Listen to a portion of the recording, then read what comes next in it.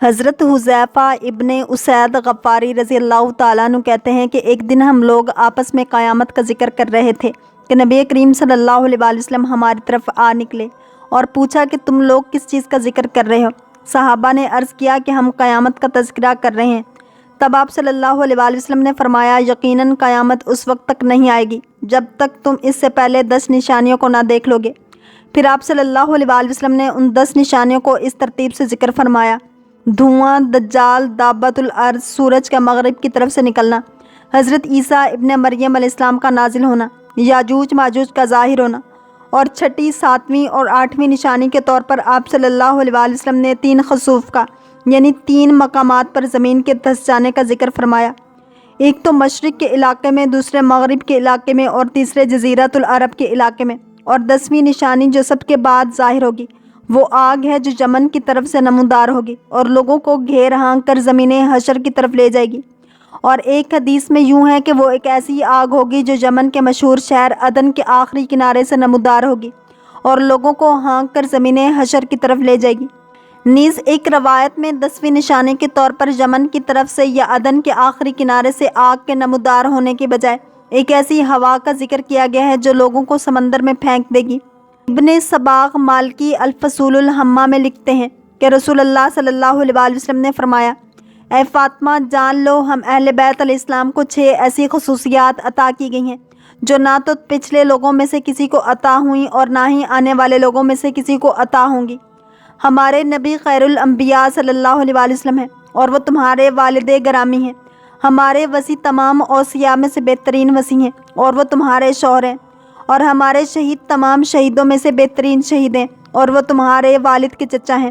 اور جعفر جنہیں جنت میں پرواز کے لیے 2 پر عطا ہوئے وہ بھی ہم میں سے ہیں، اور اس امت کے 2 سبط ہم میں سے ہیں، وہ دونوں تمہارے 2 بیٹے ہیں۔ اور امت کے وہ معدے بھی ہم میں ہیں جن کے پیچھے عیسیٰ ابن مریم نماز پڑھیں گے۔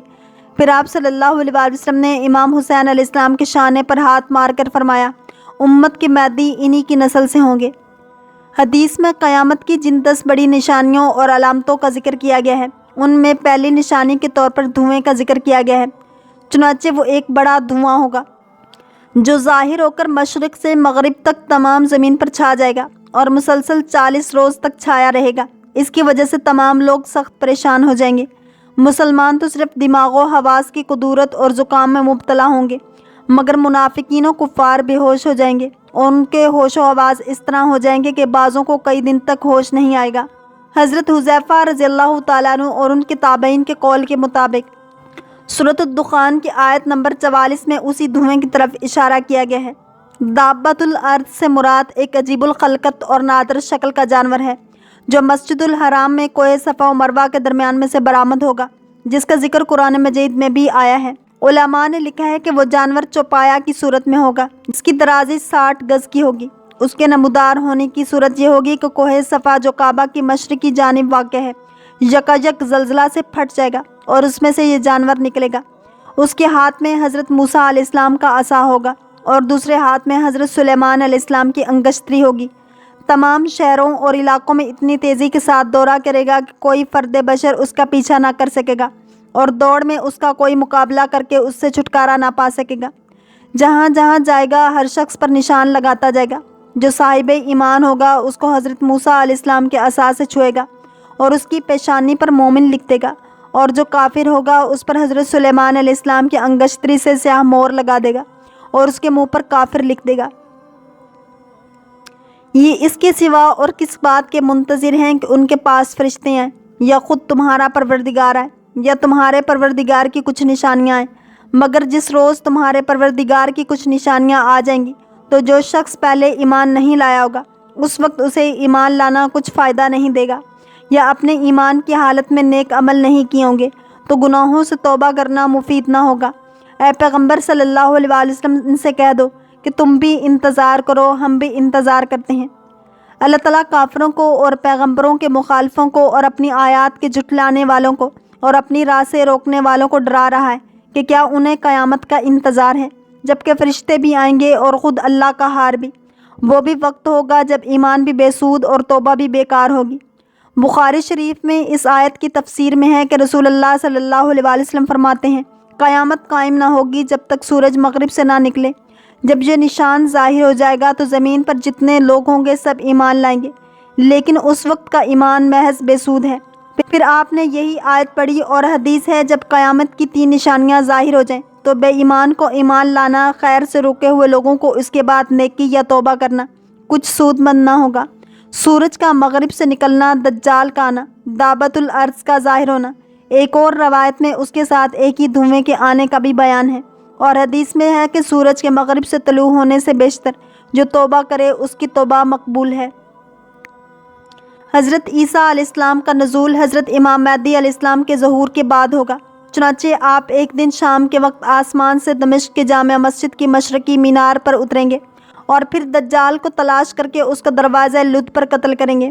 لد شام میں ایک موضوع کا نام ہے اور بعض حضرات نے اس کو فلسطین کے ایک موضوع کا نام بتایا ہے۔ پھر آپ کا نکاح ہوگا اور آپ 40 سال تک دنیا میں رہیں گے اور ان کی تدفین نبی کریم صلی اللہ علیہ وسلم کے ساتھ ہوگی۔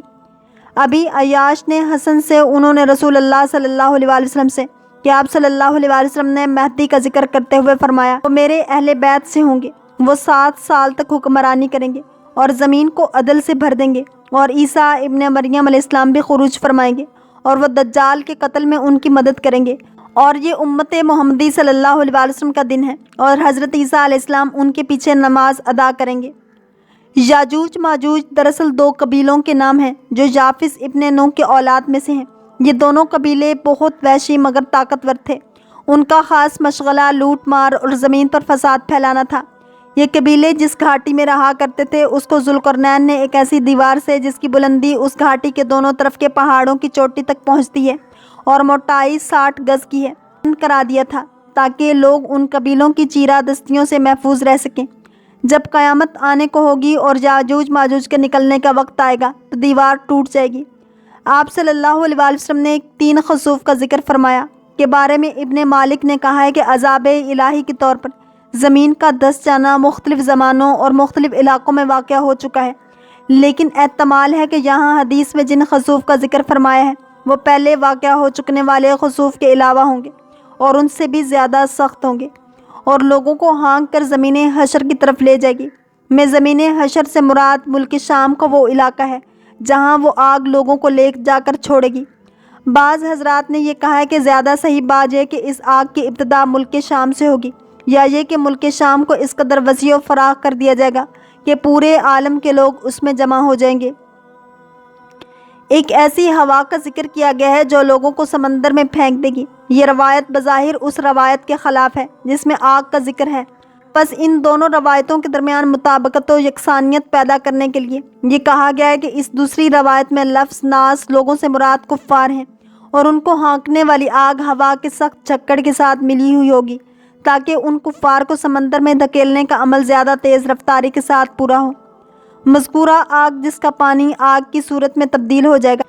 چنانچہ قرآن کریم ان الفاظ وَإِذَا الْبِحَارُ سُجِّرَتْ میں اس حقیقت کی طرف اشارہ تبدیل ہو جائے گا۔ چنانچہ قرآن کریم کے ان الفاظ میں اسی حقیقت کی طرف اشارہ کیا گیا ہے، اور اس کے برخلاف مومنین کے لیے جو آگ ہوگی وہ محض ان کو ڈرانے کے لیے ہوگی، اور کوڑے کی طرح اس کا کام یہ ہوگا کہ انہیں ہانک کر زمین حشر یعنی شام کی طرف لے جائے گی۔ جیسے ہر چیز کی ایک عمر ہے، اس کے پورے ہونے کے بعد وہ چیز فنا ہو جاتی ہے، ایسے ہی دنیا کی بھی ایک عمر اللہ کے علم میں مقرر ہے، اس کے پورے ہونے کے بعد دنیا فنا ہو جائے گی، زمین و آسمان، آدمی، جانور اور کوئی بھی باقی نہ رہے گا۔ اس کو قیامت کہتے ہیں۔ جیسے آدمی کے مرنے سے پہلے بیماری کی شدت، جان نکلنے کی علامات ظاہر ہوتی ہیں، ایسے ہی قیامت سے پہلے اس کی نشانیاں یہ ہیں۔